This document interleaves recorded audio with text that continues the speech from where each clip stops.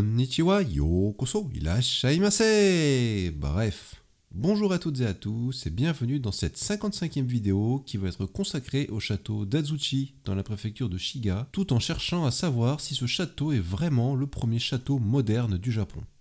Tout d'abord, il est connu pour avoir été le symbole du pouvoir du célèbre Oda Nobunaga dans la deuxième partie du XVIe siècle, et est considéré comme étant le premier château moderne du Japon. Mais était-ce vraiment le cas? D'ailleurs, à quoi ressemblaient les premiers châteaux modernes lorsqu'ils se sont répandus à travers le pays? Est-ce qu'on est passé des châteaux dits moyenâgeux à modernes en un claquement de doigts? Bref, tout un ensemble de questions qui méritent d'être répondues dans cette vidéo.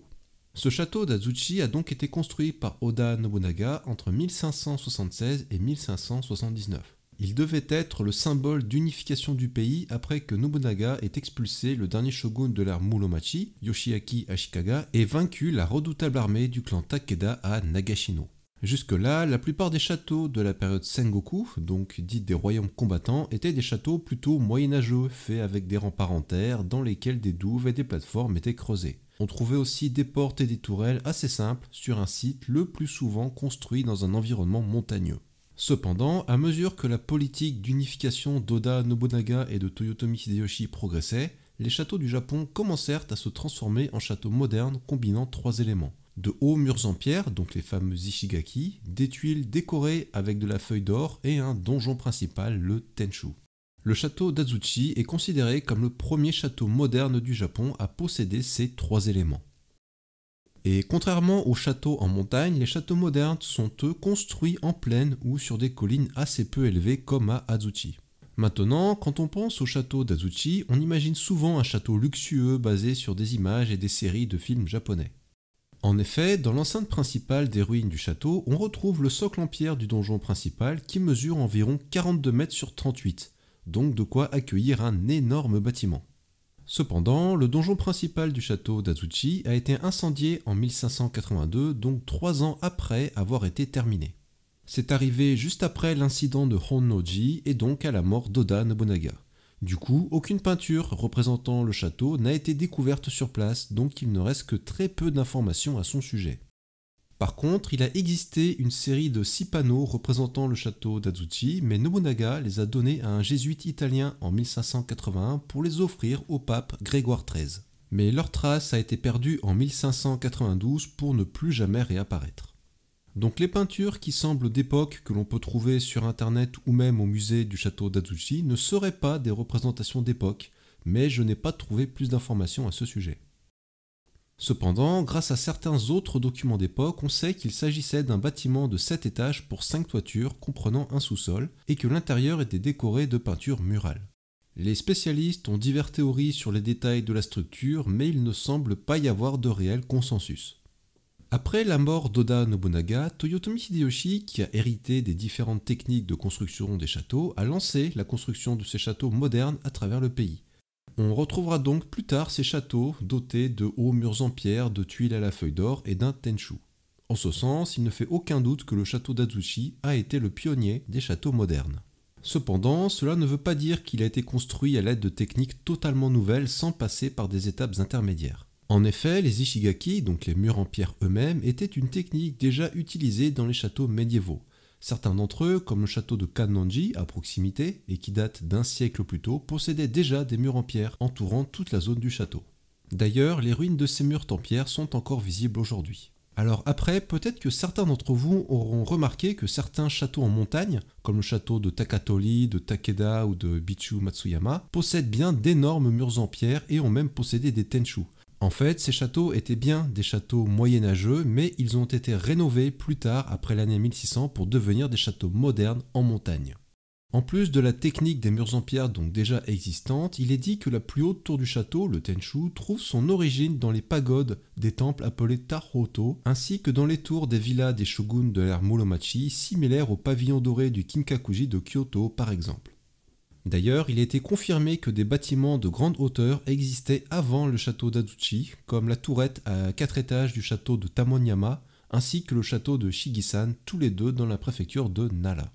Donc la construction de hautes tours et les murs en pierre n'ont rien de vraiment nouveau en soi. Maintenant, si on examine en détail certains châteaux construits par Nobunaga avant le château d'Azuchi, on trouvera ici et là des traces de murs en pierre et de tours de château, ce qui sont donc des constructions déjà modernes.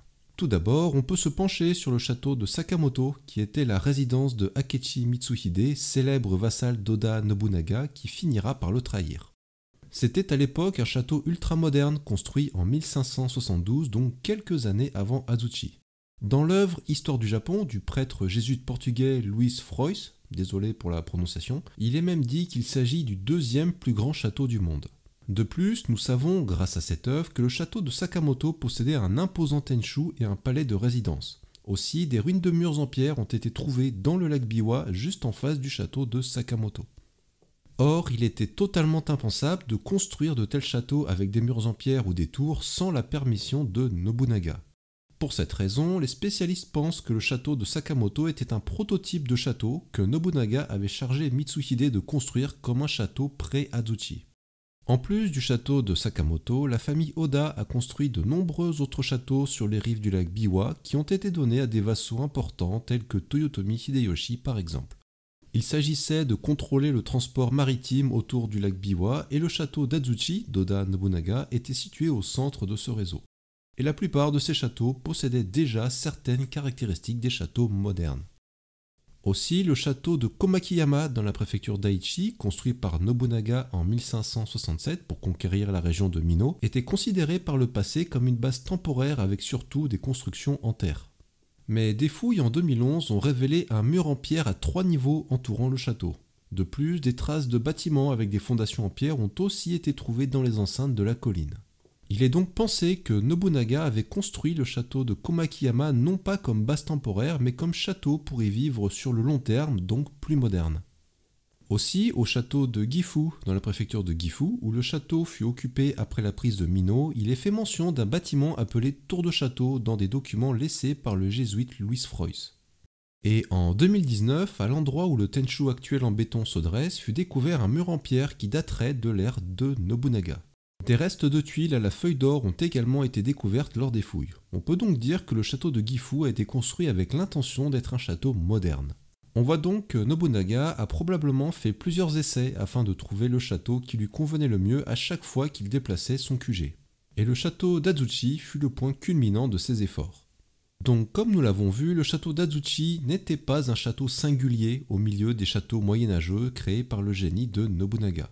Et pour y parvenir, il a dû rassembler toutes les techniques modernes utilisées ici et là dans d'autres châteaux prémodernes plusieurs années auparavant. C'est donc en répétant les expériences de construction de ses propres châteaux et de ceux de ses vassaux que Nobunaga en est venu à sélectionner les meilleures techniques pour son château d'Azuchi.